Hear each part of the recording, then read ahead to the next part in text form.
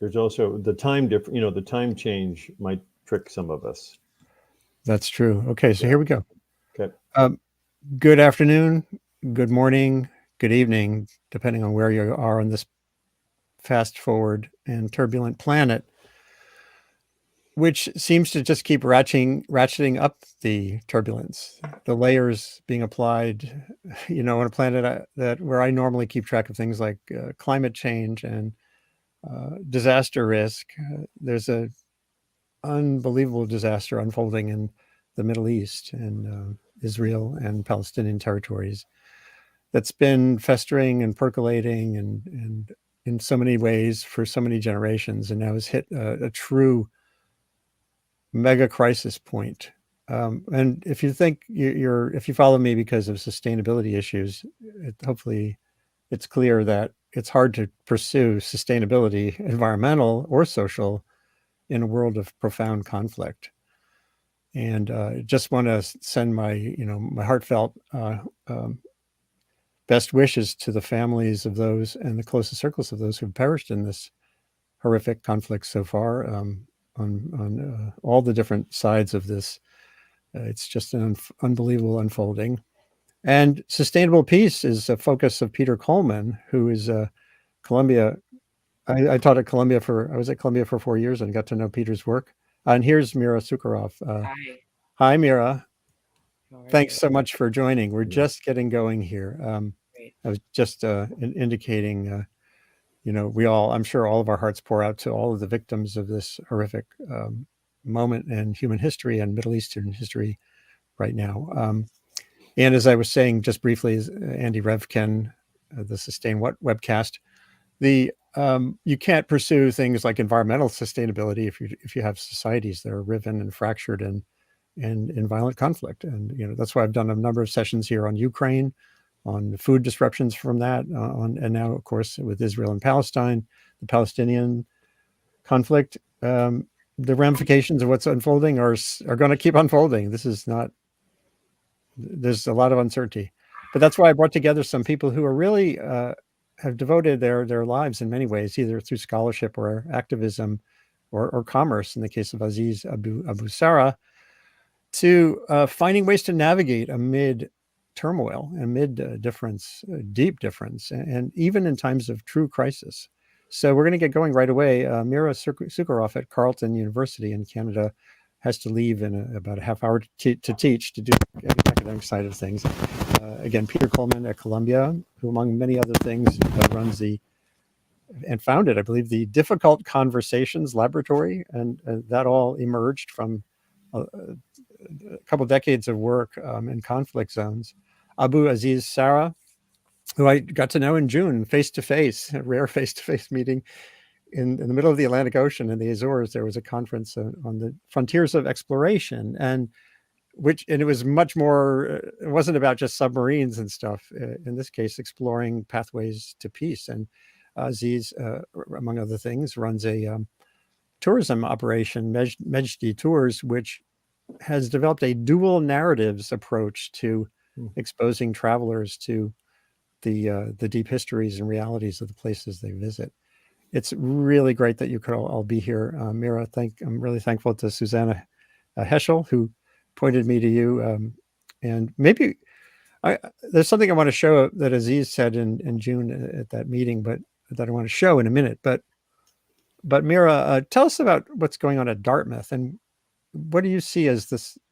One of the core questions for me right here is, amid such conflict, with such profound differences, even in definitions of terms, genocide,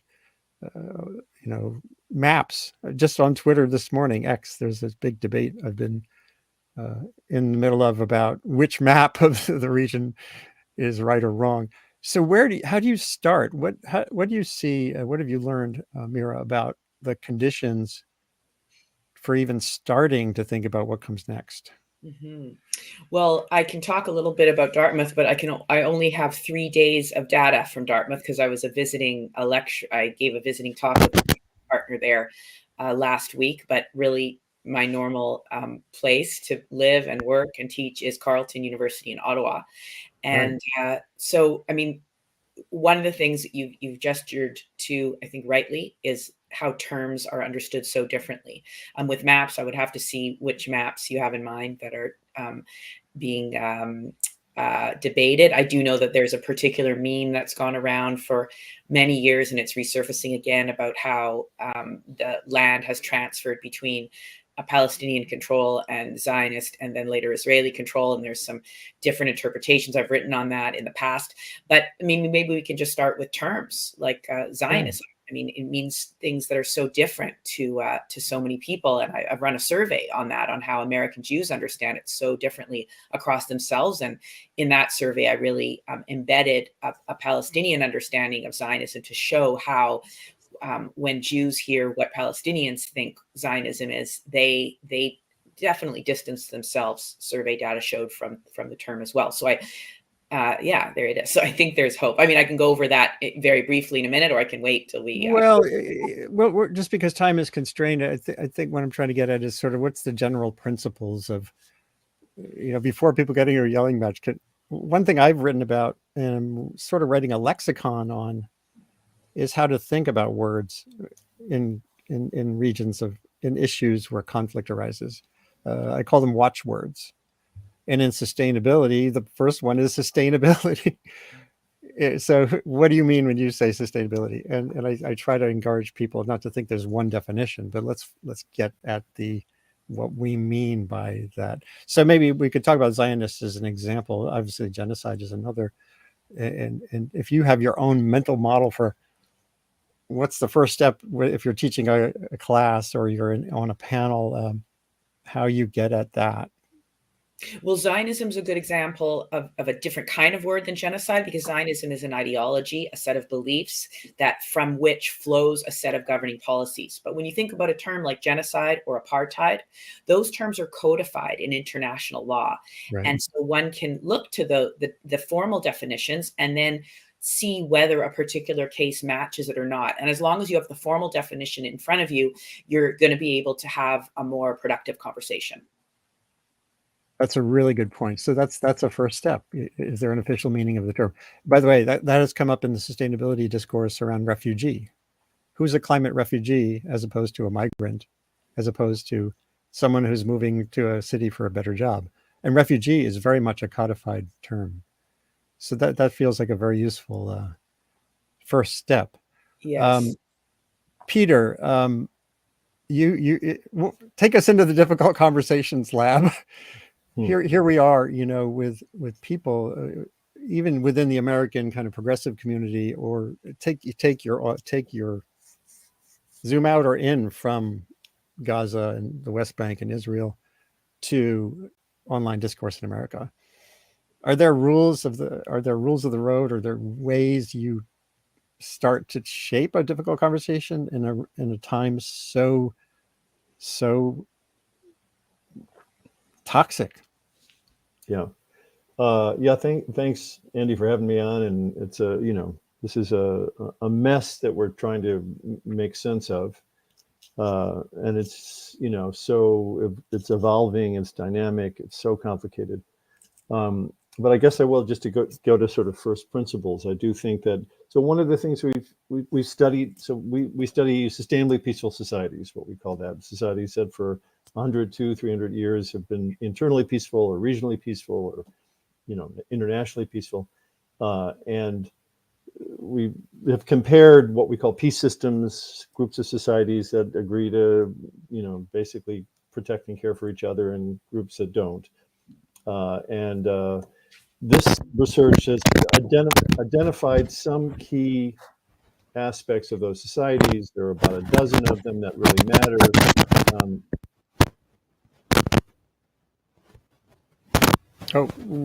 We just lost you there, I think. Hold on.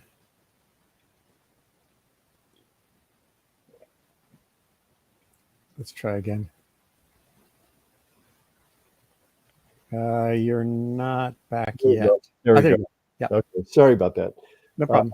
What I was just trying to say is we've compared these, what we call peace systems and non-peace systems. There are many things. There are about a dozen factors that make a difference. The most important are norms, values, and rituals that are non-warring, right? And the pervasiveness of those. So you think of a place like Mauritius, which is one of the most peaceful nations in Africa, and they have pride in their peacefulness. They really promote it, encourage it. They're mindful about it. You know, they've had difficult times in the past. They don't want them again, so they're very intentional about that. So when you ask about social media, the bad news is, most of the major social platforms don't do that well. Don't have norms, have guidelines, have guardrails that sort of protect speech. And that's highly problematic. They know it, but it's their business model, right? The more provocative stuff sells. There are a few exceptions, like Wikipedia. Wikipedia is an exception on social media that has rules. And if you break those rules, if you lie or attack or whatever, you're thrown off and you can't contribute. And what they find is that on Wikipedia, when you have actually contradictory points of view on a politically divisive issue, the content tends to be richer and more nuanced and more sophisticated, because people don't, fall into the attack. So that's part of what's missing. And I just will make one connection local here is, I'm not sure how much you've been tracking this, but Columbia University is a mess around the reaction to what's happening in Gaza and Israel. Immediately was weaponized, immediately was divided. It's sort of a circus there.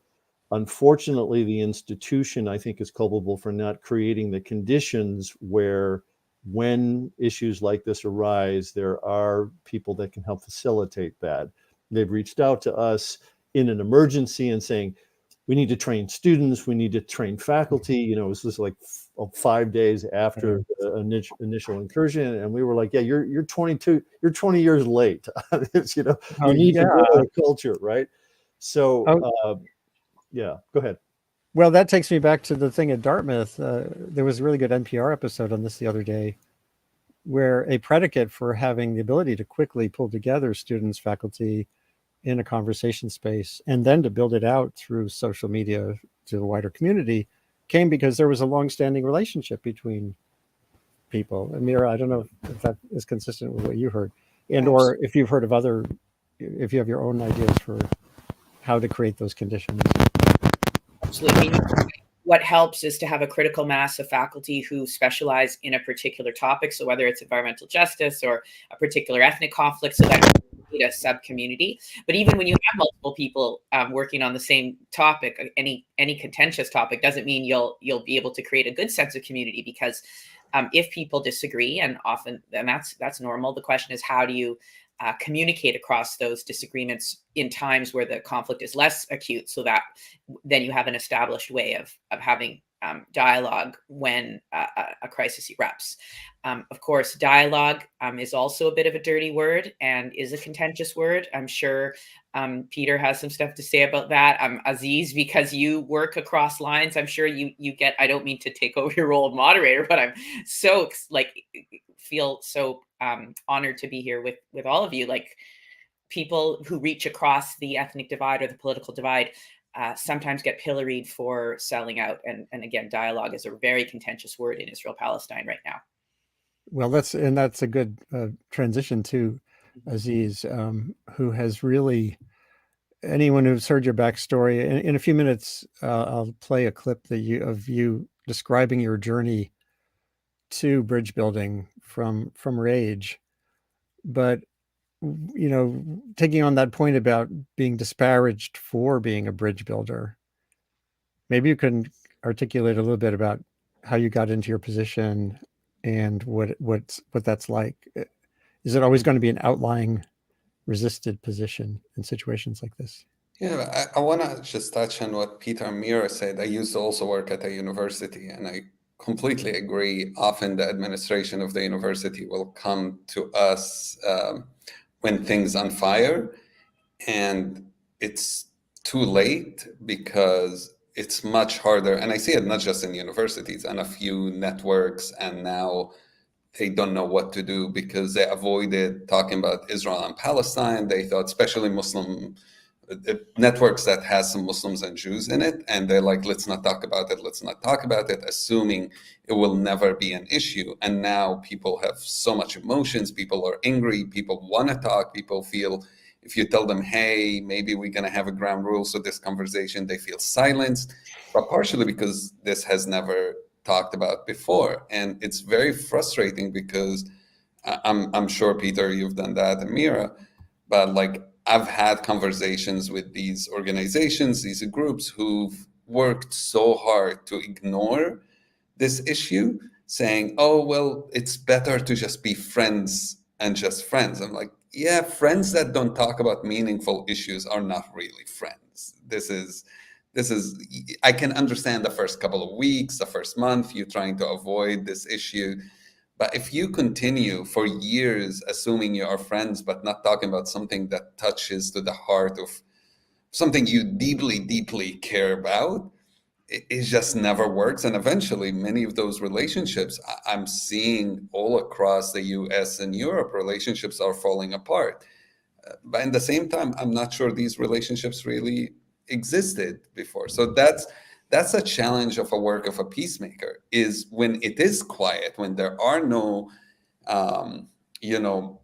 thousands of people dying on a weekly basis, it's so hard to get people to understand that this is the time to do work. And when you come and try to propose this kind of work, you get more skepticism. You get people saying, well, if it's not broken, we don't want to fix it. We don't need to start a conflict right now when everything's quiet, not realizing you're actually setting yourself up for failure.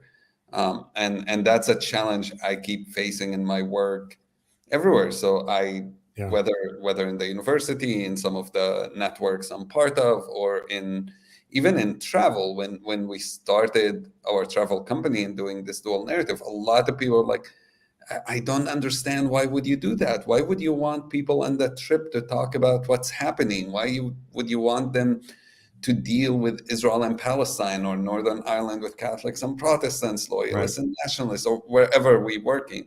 Like, because when you're traveling, you're more open. This is the time to do it. When you're not in the midst of shooting, this is the time you might be able to have a rational conversation, a hard one, but a rational one. Emotions are not as high. And it's often seen as a risk instead of as an opportunity. I want to get back into your experience further, but before, I know because Mira has to leave early, I do want to pull up something that Peter wrote. This is over a decade ago, but it's really relevant right now. And I didn't rehearse this, so Peter, this was the decade for peace in Israel Palestine, learning from other conflict histories. And what you wrote at this time, 2012, was in studies by Paul Deal and Gary Goetz of 850 enduring conflicts that occurred through the world 1800s through 1992. 3/4 of them were found to have ended within 10 years of a major political shock, world war, civil war, significant changes in territorial power relations. And your implication here is that, horrific as the moment is, maybe this time is different in terms of some fundamental change in the region. I know it's premature in some ways to even think about that because it's still an emergent situation. It could go in many different directions. But could you talk about this a little bit, and maybe we get Mira one more time before she has to go? I'd be happy to. And Mira, maybe you're familiar with their work, but they study a thing called the Correlates of War database, which is a 200-year database, and they look for patterns. And that allows you to sort of zoom out and look at long-term patterns and how events can affect patterns, not immediately, or events not immediately, but have a delayed effect. And that's what they find in this database. And this is based on something that actually came out of biology called the punctuated equilibrium. It's the idea that, most societies hit some kind of homeostasis, some, balance, and it can change incrementally, but it takes some kind of major shock to destabilize it enough to actually significantly qualitatively change. And that's what they find, that most of these long-term, difficult, intractable conflicts that run 30, 40, 50, 100 years usually start within 10 years or so of major destabilizing force, and the majority of them also end. So these kinds of dramatic changes, like we're seeing right now, can create the conditions for things to move in a more constructive direction, but that requires that there is the leadership and the awareness of how to do that, and how do you start to take advantage of these unstabilizing times when possible, and create a new sense of an alternative that's real and feasible and moves forward. And I just will say that's what societies like Costa Rica did. Costa Rica came out of a bloody civil war in 1948, said enough, we don't want to do this anymore. Let's disband our military, let's reinvest in the economy and education, let's build a new society, a future by having peace education and tolerance training in schools, grow a new society. There was an intentionality coming out of a disaster that motivated them to take a sort of different path. And that's a common story in many of these sustainably peaceful societies. Is there was a horror, they pivoted, and eventually they got into a different place. Yeah, actually, Mira, if you want to comment on that idea, and Aziz, we can get back to you too. Yeah, well, certainly there is a sort of external shock again now, as is similar to the one that Peter was referring to. I mean, the Correlates of War project is excellent. I mean, any large, we call it large N, like many cases aggregated together to from which we can infer trends, is very valuable. When I think about research done specifically on the Israel-Palestine case through the lens of whether force in turn leads to moments of peacemaking or not, the reason I'm going to hesitate to say the data is inconclusive. I'm going to not say that, but I am going to say the research is contradictory. So, for example, there's two books that take on that question, one by Nathan Thrall and one by Jeremy Pressman, and they effectively argue the opposite of each other, that whether moments of great violence lead the more powerful party, in this case Israel, to open up towards peace, or whether they do the opposite. So I would urge you to read both those books, urge your audience to read both those books and draw your own conclusions. And also we won't hold Peter responsible for hoping that 2012 and onwards would be the decade for peace, because we all proclaim, we all hope. My first book was in 2005 and it was all about Israeli-Palestinian peace. And Aziz, I'm sure. Yeah, I mean, we can look at two anecdotes in our own history that gives us both possibilities. If you look at 1973 war, it was a big shock to Israel. It was a war that it didn't go as Israel would have imagined such a war. After 1967, a very decisive victory, then 1973 without US intervention would have been catastrophic for Israel. And it did lead, I would argue, without it, Israel and Egypt would never had a peace agreement, or very unlikely, let's say. But then you have the Second Intifada, which was also horrific for both Palestinians and Israelis, and it led to the exact opposite. It brought more fear and more ignorance and more hatred in the society, and I think people became less inclined to go towards peace as a result of the Second Intifada uprising. So I'm looking at what's happening now, and I'm looking at especially comments coming out of politicians. It's very hard to be hopeful with those comments, but somewhere in my mind, I'm assuming in 73, the comments were not very hopeful either. So maybe someone is thinking, you can't keep a status quo. And this is one of the issues with the US. You can't keep the status quo as is. You can't assume reality can maintain, talking about sustainability, that we can have really a sustainability of a situation where, whether in the West Bank, in Gaza, the occupation, so on, that, we can assume everything will remain relatively peaceful and nothing will happen. It's just, it might happen for 10 years, it might happen for 15 years, right? But eventually it'll blow up. So hopefully some of our leaders can realize that this is, as horrific as this time is, can create the right conditions to to come to a permanent political solution, because nothing else will stop this violence. Yeah, and again, before Mira has to go, I'd like to see if you can slip in one more thought here on again. This is an arena with so many layers of the onion, and it's a broiling onion. That's what a horrible metaphor. At any rate, there's so many layers. You have, the capture of the politics by Netanyahu on one side, and Hamas hasn't allowed an election on the other side for so long, and you have the Iran and US and the geopolitics, and who knows how that's going to spin out.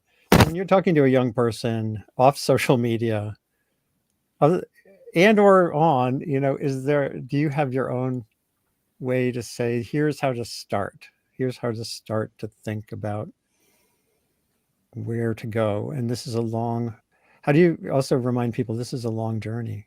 Mm-hmm. Well, two things. Just on the last point, this is a long journey. Part of the problem even though I think I empirically agree with you that it's going to take a long time and it is a long journey, prescriptively in terms of urging patience, as in to be patient, I always find that troublesome if it's coming from me, who's well, actually, I'm not Israeli or Palestinian, but I'm Jewish. So let's just say if it's coming from Israelis telling Palestinians to be patient, I think that can be sort of morally very, because Israel has power. Palestinians are the ones who are living their life under occupation. So very careful who we're asking to be patient. But I do want to answer the core of your question, which is where to go from here and what do I envision? So one of the things I envision is one of the things I'm coming to support more and more in terms of possible outcomes, possible solutions, is a confederal approach where you would have a Palestinian state in the West Bank and Gaza, an Israeli state in the core of pre-67 Israel, where Israel proper is now. Settlers could stay, Palestinian refugees could return. If settlers stayed, they would have to obey the laws of the land of Palestine, but they would still vote for the Knesset, vote for the Israeli parliament in West Jerusalem.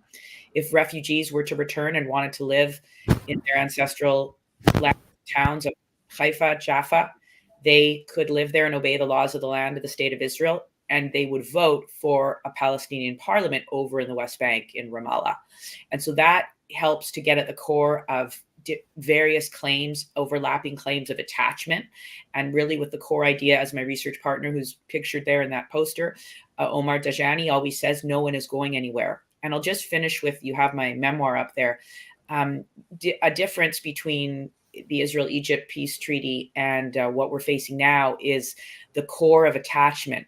And despite the fact that as a young child, when I was at Jewish and Hebrew immersion summer camp on the shores of Lake Winnipeg in Manitoba, and we sang the most beautiful song. It's really one of the most favorite songs I still can sing, musically speaking. And it was a longing for holding on to Sharm el-Sheikh, which is an Egyptian town deep into the Sinai on the Red Sea. It's beautiful, but Israel doesn't need it. Israel doesn't need Sharm el-Sheikh. And they finally were aware of that, and they withdrew from the Sinai in 1982, following the 1979 peace treaty with Egypt. It's much more challenging now with the layers of claim and connection that Israelis and Palestinians have to all of the land. But that is where I believe confederation can have a possible way out of this, in that everyone could stay, everyone could live together with some security separation and with some core identities. And thanks for posting that other final article before I have to take my leave and go see how my students are doing. And Mira, can I just say, I saw you had Omar Dijani, and both he and I are involved in Land for All, which is the idea you just mentioned of confederation. And we were actually on a Zoom together just before all of this started on October 7th, trying to help our Palestinian part in that organization. And so I put a plug for Land for All, because they're doing amazing research and amazing work on presenting alternative solutions. And Omar is very involved in it, as same here. Perfect. Wow. I'm so glad you can speak to it from being on the inside of the planning committee. As for me, I'm on a sort of diaspora Jewish group to support confederal ideas from North America. And I'm really valuing the work you and Omar and others are doing over there in Palestine and Israel. So thank you so much. So just the last note, you put up that piece about attachment, and then that was what a group I co-founded in May 2021 during the last very violent crisis between Israel and Hamas. And again, attachment and a sense of connection does not have to preclude searching for justice. And there are others like me and like others out there. We have to find each other. We have to say we can love and we can feel connected, and we can have a spring in our step when we visit or land in Israel, Palestine. I'm speaking right now from the diaspora perspective right here, people from outside. And that doesn't mean we can't speak very loudly and clearly about what has to happen to return refugees, abide by international humanitarian law, keep Israelis safe as well. So I think principles of justice and equality can coexist very easily if you think it through with emotional attachment. And I have to go visit my students, and I appreciate meeting both of you, Peter and Aziz and Andy, having you moderate this discussion. Hope to meet all of you again soon. Well, we can revisit these questions with you down the line, and maybe with students integrated in some way or other. Thanks, Mira Sucharov, for being part of this. And we're going to continue with Peter and Aziz. But again, be well and good luck with everything going forward. This is the work you're doing is really important. Thank you. Take care.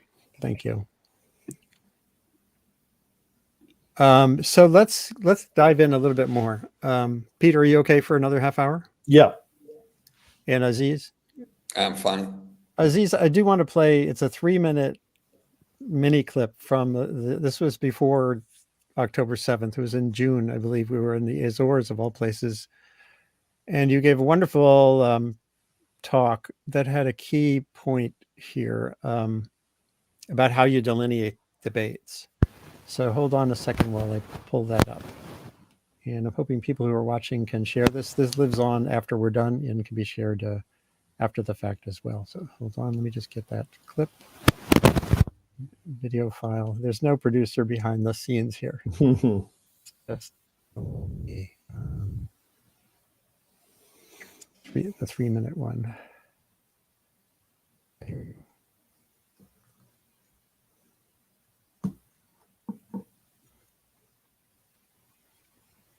When I was 9 years old, my older brother, who you see in this photo, Taysir, was arrested from my home on suspicion of throwing rocks at soldiers. He was taken to prison, was beat up in the prison, ended up there just a bit less than a year, and upon his release, he had internal injuries, took him to a hospital, and a few days after a surgery, he ended up dying as a result of the internal injuries he had in prison. I was 10 years old then. And I want you to imagine being 10 years old, seeing your brother being killed. I remember the soldiers who came and picked him up. I remember how angry I felt. It almost felt like if I just come down here and for no reason, I walk to you and I go bam, bam, bam, and I punch you. None of you even intervened if I was really punching her. Come on, people. What would be your first reaction if I did that? Anyone? What would you do? Hold me back? Come on, a bit more honesty. What would you do if somebody just shows up and punch you? Yeah, punch back. How many of you, if somebody punches you in the face, your first thought is, wait a second, let me take a few steps back and think about this logically. That's not what we do. And when you're 10 years old, if somebody punch you, you want to punch back. If somebody kills your brother, you feel revenge is the only way forward. And that's how I felt, is that revenge is the only way. For the next 8 years, that's really what my life was about. Until I was 18 and went to study Hebrew.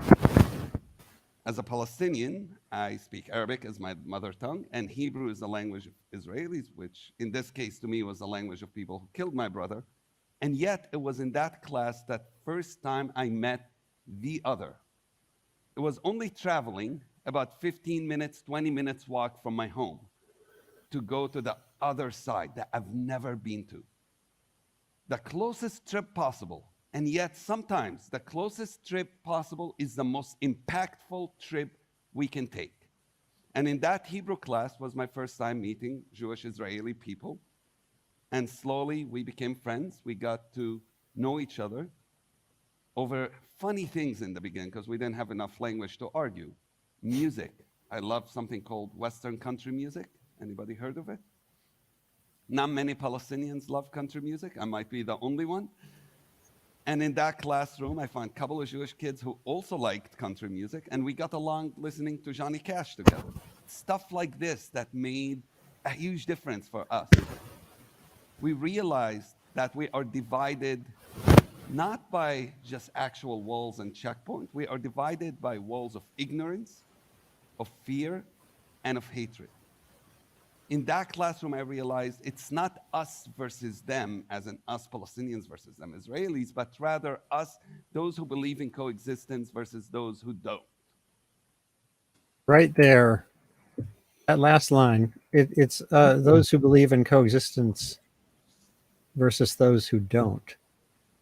My question for both of you, and I'll start with Aziz, how much harder is it to create a space to even define that new framing now than it might have been in June or 10 years ago? I think it's only harder because of what we've talked about earlier. Is it's harder when people didn't have those relationships, didn't have the didn't prepare for this. But I just talked, I've been going back and forth yesterday, and we've been posting for each other with Maoz Inon, for example.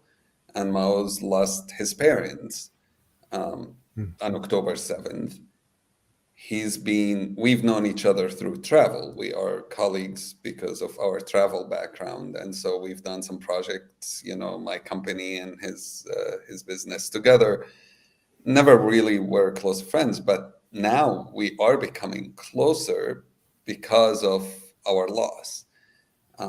His parents, my brother, I understand very well what he's going through, and he understands very well, unfortunately, now he does from reality what I'm going through. So neither of us see each other on the other side.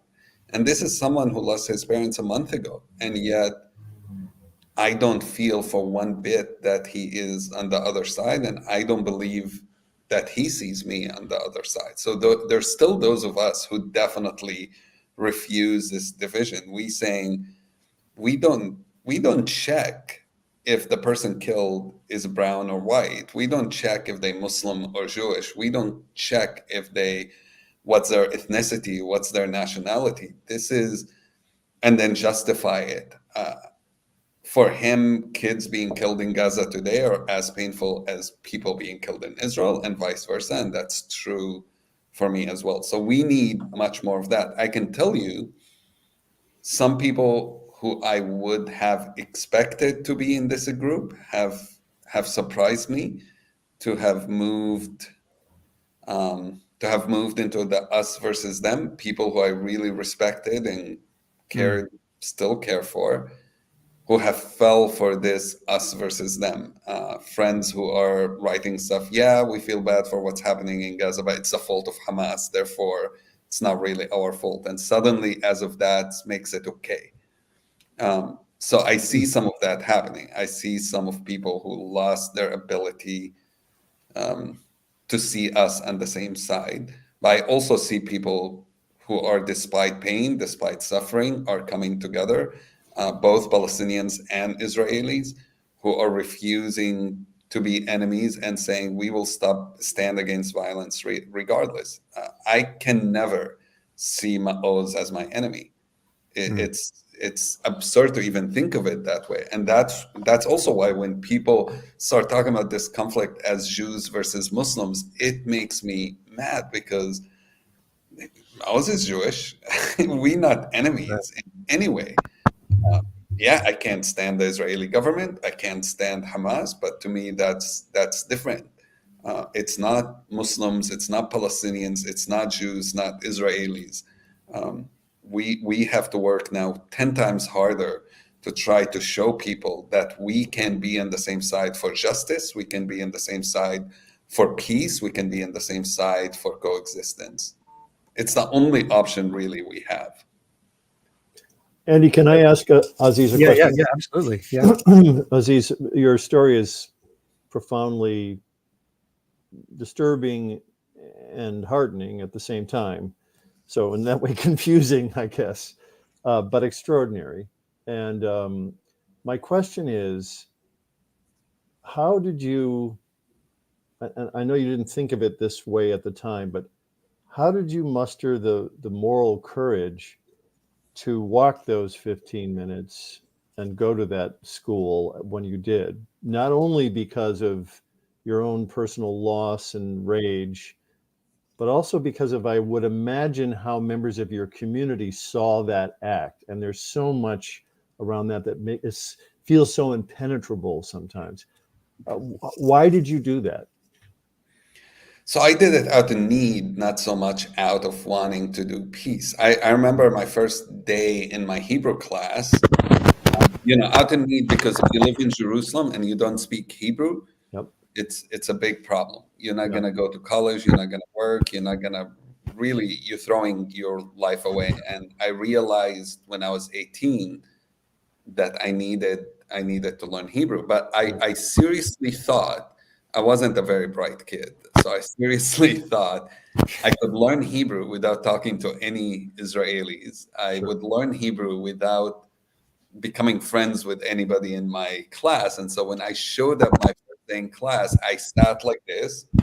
I had a big front face, and I was sure everybody in that class hated me. It was mostly Jewish immigrants. There were no other Palestinians. My teacher was Israeli.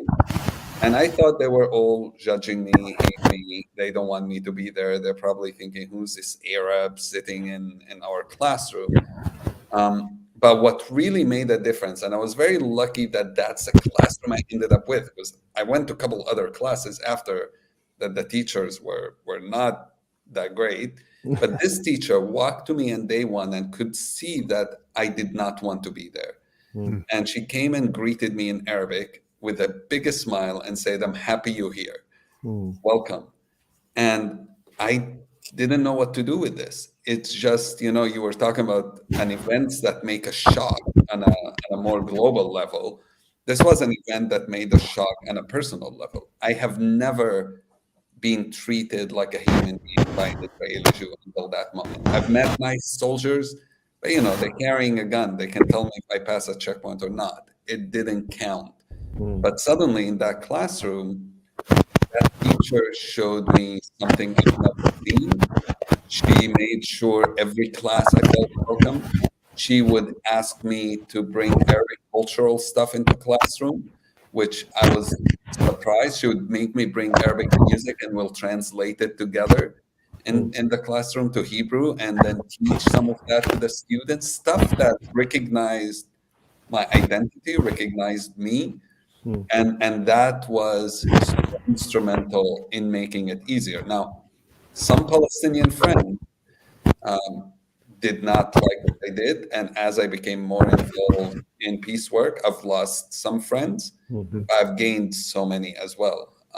And that's when you learn it's not Israeli versus Palestinian, because as I lost a couple of my Palestinian friends, I've gained also Israeli friends. My parents in the beginning were terrified. My parents were convinced every Israeli I knew worked for the security services, were trying to find a reason to arrest me.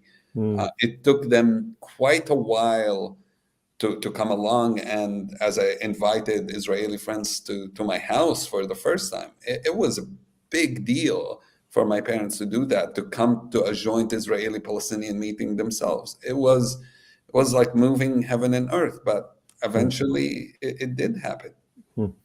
That's so interesting. Peter, how does that relate to all the work you've done in mediation or helping people understand how to create that space? Well, it's a beautiful story and a fantastic metaphor for a lot of the things some of the things that we've identified in research as to sort of what helps in these circumstances. I mean, having a need that was instrumental to you, that was practical, that made sense, that makes sense why you would even go there in the first place.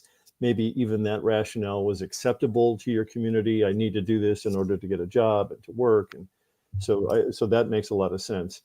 But the moment that the teacher greets you in Arabic and welcomes you, and then continues that relationship and building a sense of sort of trust and inclusion and celebration of who you are. I mean, that's, again, in some ways, that's a simple human gesture. In another way, it's profound. We did a study during the last Intifada here with members of the diaspora, and several Palestinians that we interviewed here had similar stories of what we ended up calling serendipitous encounters with the other, some surprising thing that happened to them. They would be kids playing with their friends, and then some Orthodox man would walk down to them and they'd think, oh, that's the devil. And then he would hand a plate of cookies to them and they'd think, oh, wait a minute.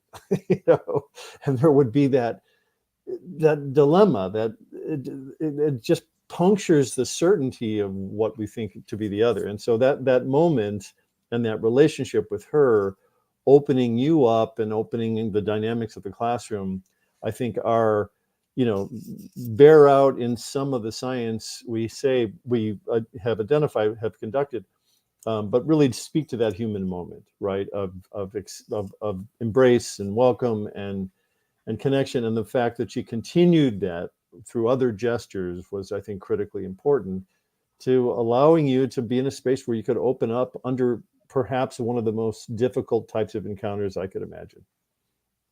Yeah. I just saw, I can't find it right now. I'm frustrated because I had saved the link. There was some tweeting or posting, whatever you want to call it, on X, of a very large gathering of Israeli and Palestinian citizens within Israel right now. There was You like can find it 100 on my page. I posted it, should be 10 posts away. On your On my X. Twitter, your X. I'll look, because it showed the possibility even right now of convening, at least among this core of people who are for cooperation, as opposed to being for Israel or for Palestine. So I guess what I'm saying is it looks like there's even now with the bombs falling and the horror still reverberating from October 7th, it seems it's possible to get people in a room. Yeah. There was one thing, just to show you, I think this will work. And in the meantime, I'm going to search for that clip. The situation right now is so horrifically amplified because of the scale of the military violence and again, the realities of what happened on October 7th.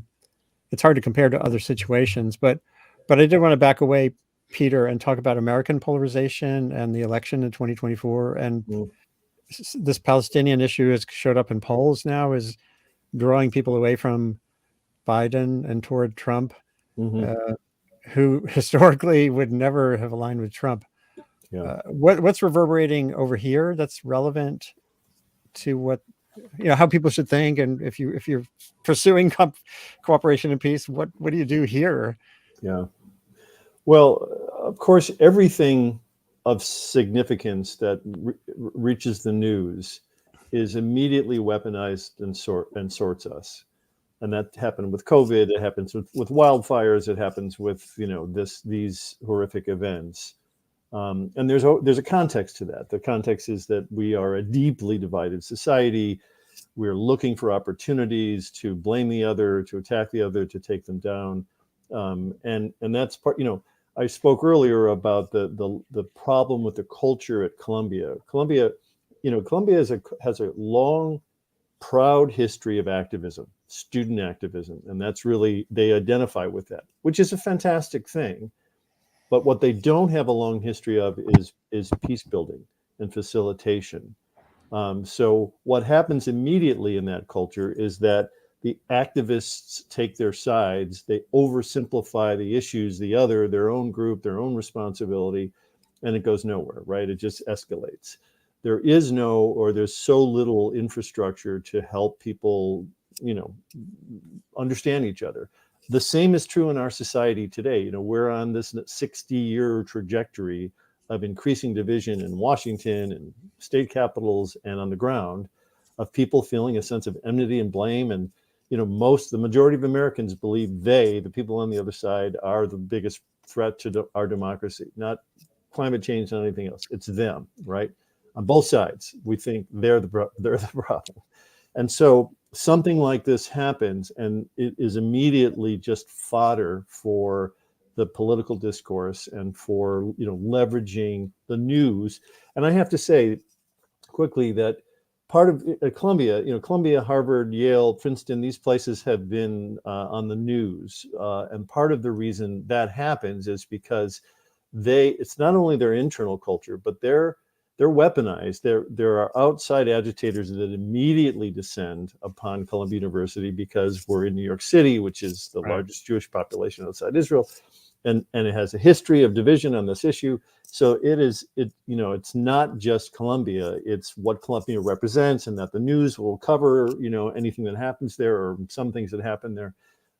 So it's a bigger systemic problem, but it's a cultural problem, and that's part of what's feeding these divisions at all levels here. And Aziz, you're living in the States right now. What's your take on or concerns or hopes here in terms of how this is going to play out? I think by the way, before you answer, I should note I'm showing a column by David Korn on some polling that I found really worrisome about this. I had tweeted this a few days ago. But anyway, sorry to interrupt. I just wanted to be sure people understood the. I think it's very upsetting how what's happening in Israel and Palestine, not just polarized Israelis and or Muslims and Jews and pro-Israel, pro-Palestine community here, but is also leading to people feeling unsafe and to violence. You have people who've been killed, like the 6-year-old kid in Chicago. You have people who've been attacked. I actually have friends who've been attacked on both sides, actually. One in a university, American University, a very good friend of mine who's got a death threat note to his office. Things like this have become so normal and so normalized. And I would say that discourse in the media has been disastrous. I mean, if you're listening, whether it's from liberals or conservatives, I think it's become pretty disheartening. I mean, you have on the liberal side, I don't know if you can even consider him liberal anymore, Bill Maher, who is openly Islamophobia spreading and celebrated for it by many people. And you have people like Jesse Waters and the Five openly saying, I had it with the Muslims, I had it with the Arabs, we made you rich, stuff like crazy. And it's becoming normalized. I think this kind of language, I mean, the fact that, Margaret Green is still in office after talking about Jewish lasers, we've become okay with that level of hatred in our discourse, and we'll vote for people who do that. And that wasn't, I think, the case before. I think it's getting worse and worse. So I'm very concerned about where this conversation has become. And for people who are pro-Israel, pro-Palestine, hardcore, I get it. But I think we have to be so careful of how much we're bringing this hatred toward violence to our own community. This putting us, all our families, our kids, like my cousin in DC is terrified sending her kids to school. I have Jewish friends who tell me the same. Because even kids are getting attacked by other kids who have nothing, even not Muslim and not Jewish. You're talking about kids who have nothing to do with this conflict, who are hearing so much from their parents. And so they're coming either anti-Jewish or anti-Muslim, anti-Palestinians to classes and harassing kids. And this is becoming a norm. So there's a lot of work going to be needed already now to stop this polarization and this hatred in our community. And look, people who end up becoming Islamophobe, people who become anti-Semitic, in reality, in my opinion, if they hate one of the two, they hate the other in most cases. Mm. People who hate Muslims often hate Jews, but they think Muslims are now more priority to hate. Mm. And vice versa. People who hate Jews are like, okay, we'll get to Muslims later. They're more of the threat for us now. Yeah. We can't use those people to advance whatever we think. People who hate Jews are not people who are our allies for Palestinian freedom. And I think it's the same. People who hate Muslims are not pro-Jewish self-determination or even pro-Israel. I think we have to stop allowing these people to use our cause. And I can tell you just one quick example. I've had few situations where people ask me where you're from, and I'll say, like, random people be in an airport, they'll be in a meeting, and I say Palestine or Jerusalem. And if I say Jerusalem and they assume I'm Palestinian, I've got a few people who'd come to me and say, yeah, we hate Jews too. And I'm like, dude, I never say they hate Jews. Yeah. And I've had one guy once, I remember I was doing a meeting for my company, and it was some investors, and he asked, where are you from? And I said, Jerusalem. And he said, I'm so happy Israel kicked the butt of all these Muslims. I'm like, I'm Palestinian, man. I don't know why. And he was embarrassed, but you know, it's like people feel so comfortable using us to tell us how they hate somebody else. And I enjoy saying I'm from Jerusalem, because depending on where they standing, you can get some crazy responses. And I always look at them and be like, no, you're not my ally. Yeah. Wow. Well, there's so much more to explore. And this, again, sadly, this is still the early days of an emergency. I felt like this with Ukraine, and it's very easy to forget that atrocity is continuing, Putin's war. Yeah. And the layers here, to peel back, we could do a whole session just on maps. And I've dealt with that issue on other fronts as well. There's a geographer, I can't remember his name right now, who said the side with the best map wins years ago. And this was an indigenous map of the area around the one of the pipelines. And we had years ago conversation about that. So these issues transcend this particular conflict, although this is like the ultimate worst case scenario, because people are dying in real time. It's not like some of the other issues that have been dealt with on Sustain What. So I hope folks will share this when we're done. Thank you for all the work you're doing, each of you, and also to Mira Sucharov, who was here before, and the folks at Dartmouth, Susanna Hechtel, she's on a train right now, or she'd be on the show too, for building the student space for conversation. And ultimately, Peter, one of the most valuable things I learned from you in our intersections at Columbia is the distinction between agreement and cooperation. I years ago, I pitched that what I was doing with my .earth blog at the time was creating room for agreement instead of room for debate. Right. But cooperation is different. And maybe a last thought on that, if you can. Again, looking at this landscape of hopelessness, what would give you a sense where there's possibilities for cooperation toward? Well, so in cooperation, there are different kinds of cooperation. I guess the distinction I'll go back to is the difference between debate and dialogue, because in this country, we are highly socialized into debate. And debate is a game to win, right? Debate is about scoring points and finding flaws in your opponent's language or logic, and then weaponizing it and going in for the kill. And debate can serve a lot of purposes under a cooperative context, if there are rules, etc. But we assume that that's the only way to communicate about political differences in this country, and that's a problem. And what we oftentimes need first is just to listen and hear their story, and really hear, to hear Aziz's story opens my heart, opens my mind, and has an impact on me as a human. And now we could start to talk about things that we may disagree about without essentializing or otherizing each other. So I think that I would like to hit that difference, because people talk about dialogue, they really mean debate, and that's a very different kind of form of communication experience. It's a fundamentally different experience. We can use them both under certain conditions, but debate is not our only way of communicating about our differences. By the way, I just found a presentation you gave that really digs in on this very point you're making in the context of Israel and the Palestinians. Yeah. And you talk about the complexity, being comfortable with complexity.